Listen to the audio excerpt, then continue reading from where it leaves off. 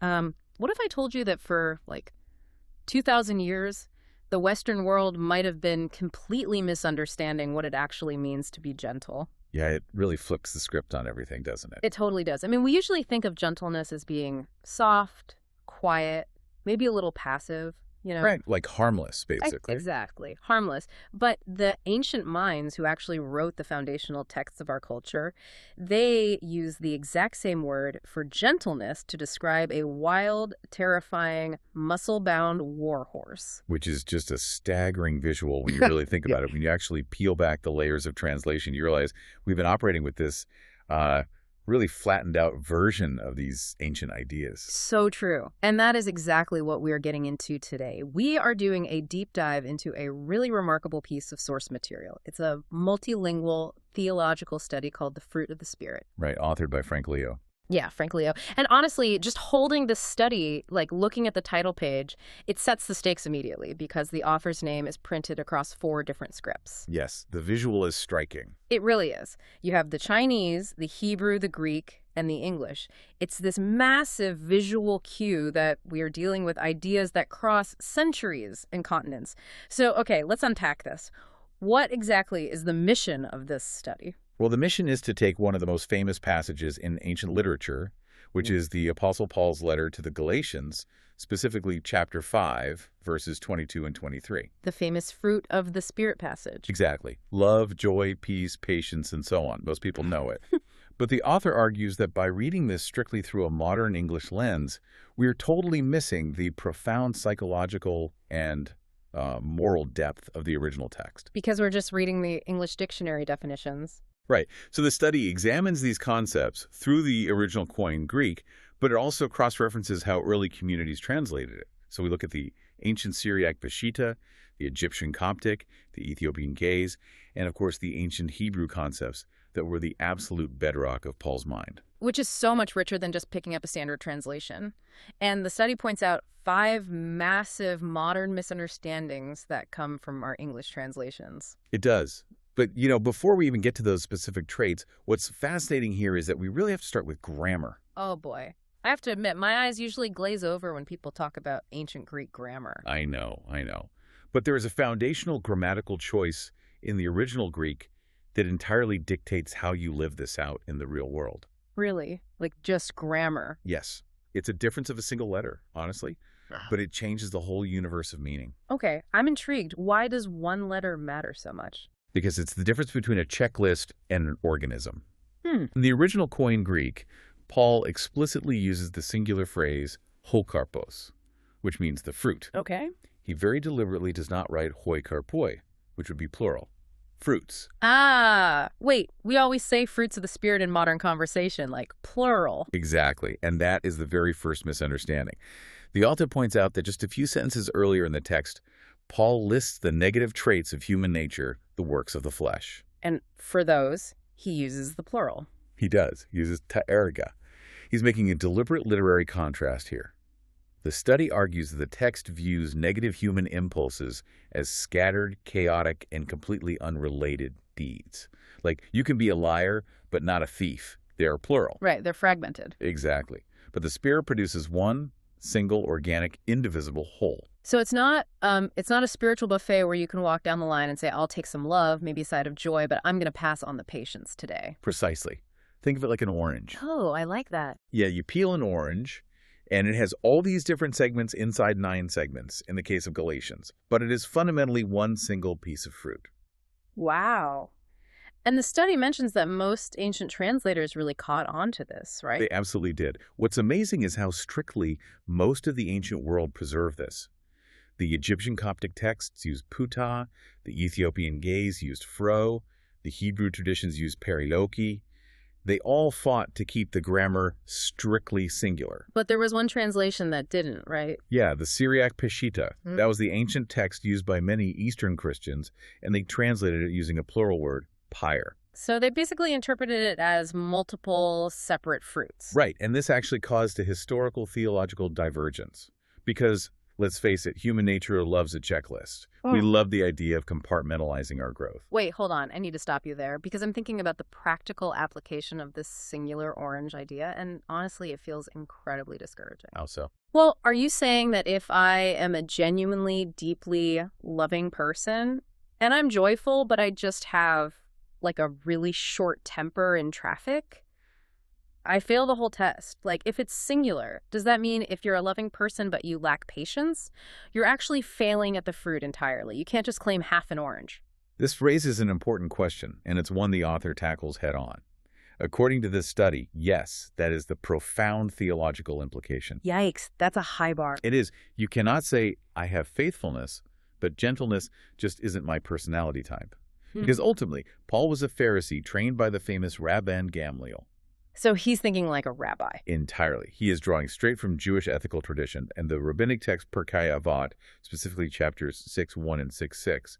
They talk about how studying the Torah produces an outpouring of 48 different character traits. 48, wow. Yeah, including joy, humility, long-suffering, but they aren't separate achievements. The author compares it to pure white light passing through a prism. Oh, that's a great image. Right. When the light hits the crystal, it refracts into different colors, red, blue, green. But it's all the exact same light. So if the light is on, all the colors have to be there. Precisely. The source material notes that if God is love, then when that one singular life force flows into a human being, it has to manifest as patience when it meets delay, or peace when it meets chaos. They are just different environmental expressions of the exact same root energy. Exactly. It's an organic whole. Okay, well, if it's all one thing, we really need to look at what that thing actually is. Because I think modern culture has a very specific idea of what words like love and joy mean, and the study argues we've dangerously reduced them to mere feelings. We really have. So let's peel the orange. Let's look at that first segment. Love. In modern English, love carries so much baggage. It usually means romance, a flutter in your stomach, or maybe just a passive kind of tolerance. You know, you do you, I'll do me. That's love. Yeah, just being nice, basically. Right. But the Greek word here is agape. Paul deliberately avoids eros, which is romantic love, and he also avoids philia, which is brotherly affection. Which makes sense because those are both reactive. You feel eros because someone is attractive. You feel philia because someone is your friend. It's totally circumstantial. Exactly. The study cites a lexicon defining agape not as an emotion, but as a love of the will, a moral preference. A love of the will. I love that. And this translates back to a massive Hebrew concept, cheesed. Cheesed is covenantal loving kindness. It is the active, committed, enduring care that one party extends to another, regardless of how they are feeling in the moment. So it's less about like writing a poem and more about doing the dishes for your partner when you're both completely exhausted and you'd rather go to sleep. It's an action. Yes, it's disciplined, other-centered care. The Talmud illustrates this beautifully. There's a famous story of Hillel the Elder in the tractate Shabbat 31a. Oh, I think I know this one. Yeah, someone challenges Hillel to explain the entire Torah while standing on one foot, and Hillel says, "What is hateful to you, do not do to your fellow." That is the whole Torah. The rest is commentary. Right, the golden rule. Exactly. And the study points out this is what agape or cheesed looks like in practice.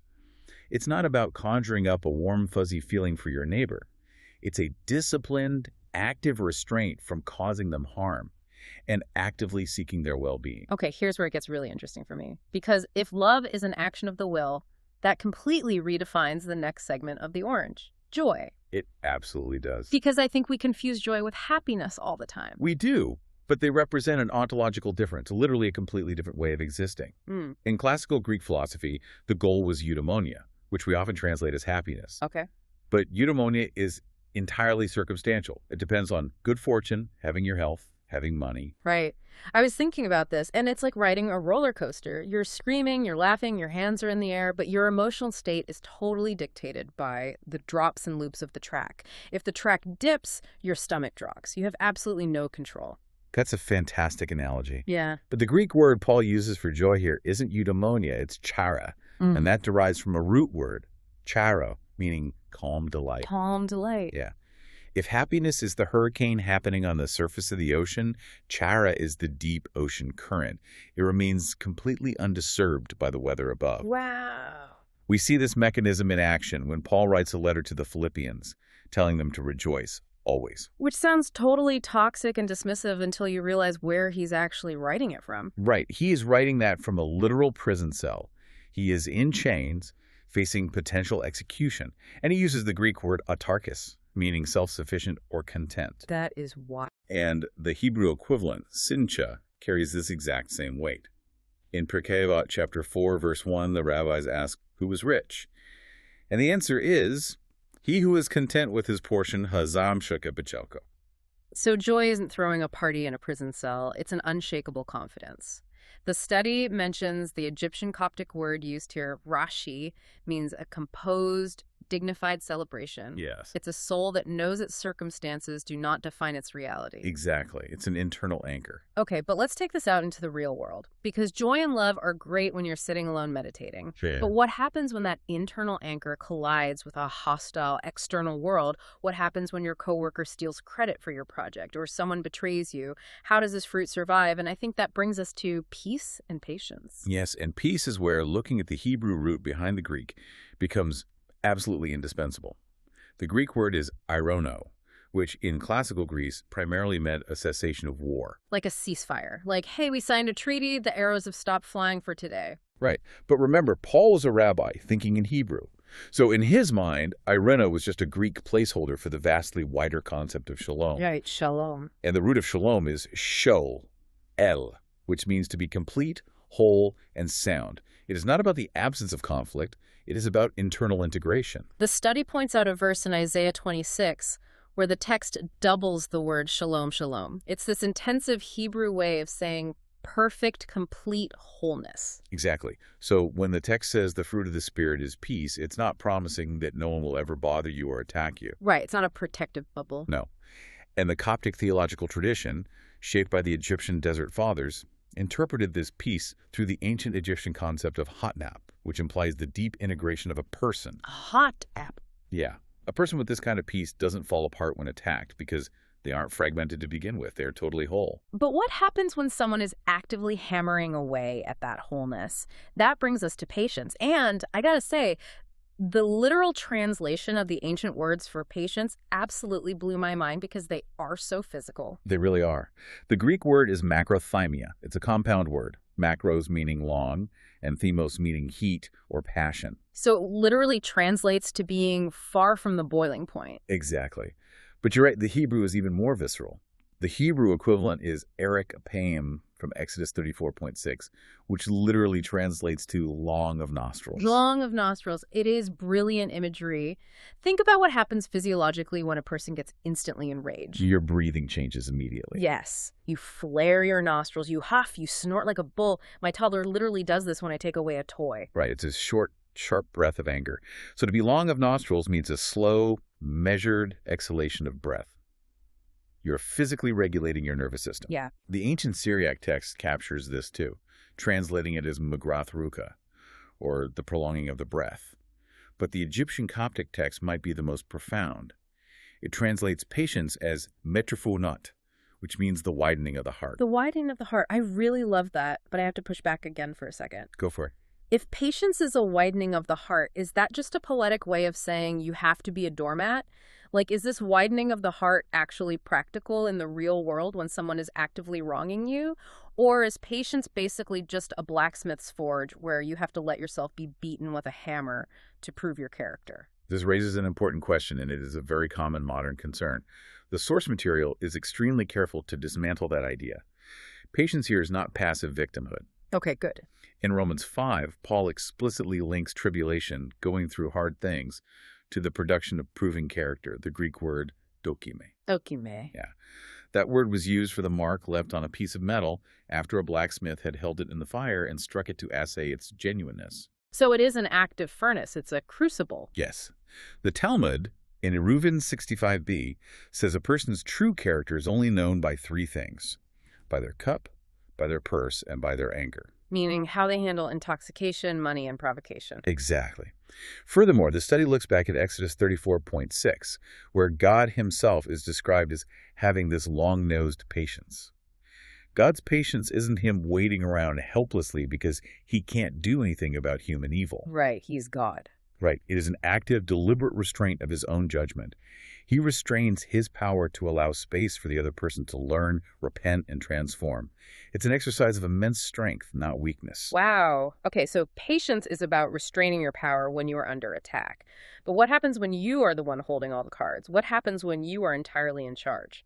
That shifts the dynamic completely. It does, which brings us to the segment of the orange that the author says is the most dramatically misunderstood trait of all: gentleness. So when you hear the word gentleness today, what is the immediate image in your head? Honestly, I think of a soft-spoken kindergarten teacher, someone mild-mannered, quiet, someone who never raises their voice, never makes a scene, and takes up as little space as possible. Exactly.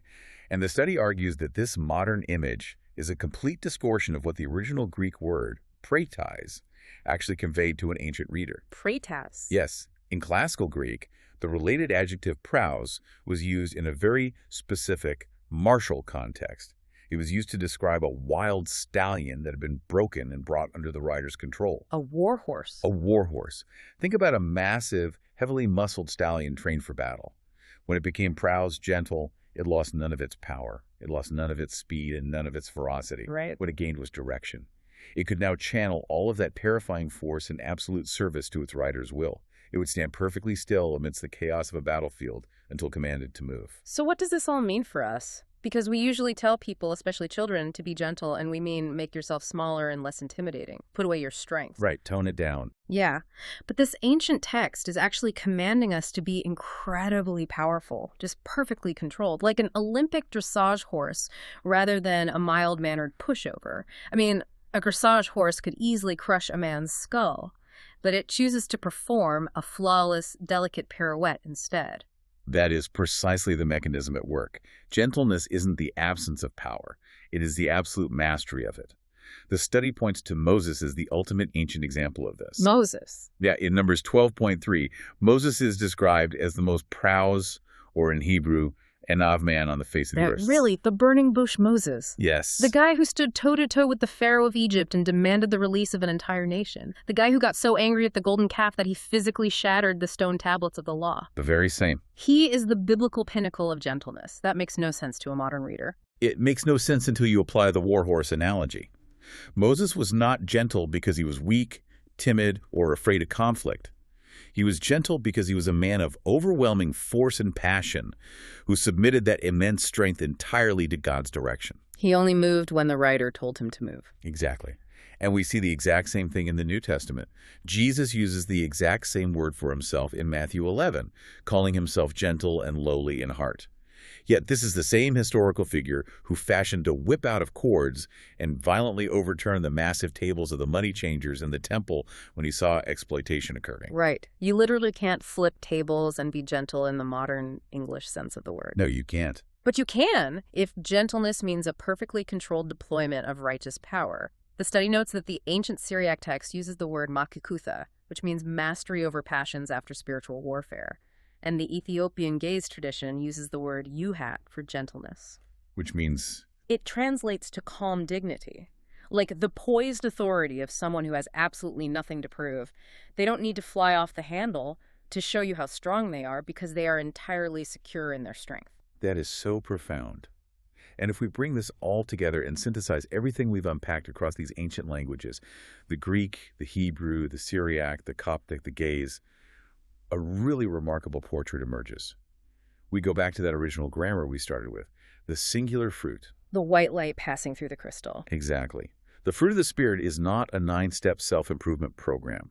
It is not a list of unrelated virtues you have to somehow manufacture through sheer willpower. Where the Spirit is, the whole fruit organically grows. Because it's all one thing. Yes. Yeah. As it says in the Gospel of John, chapter 15, I am the vine, you are the branches. The vine produces one single life force.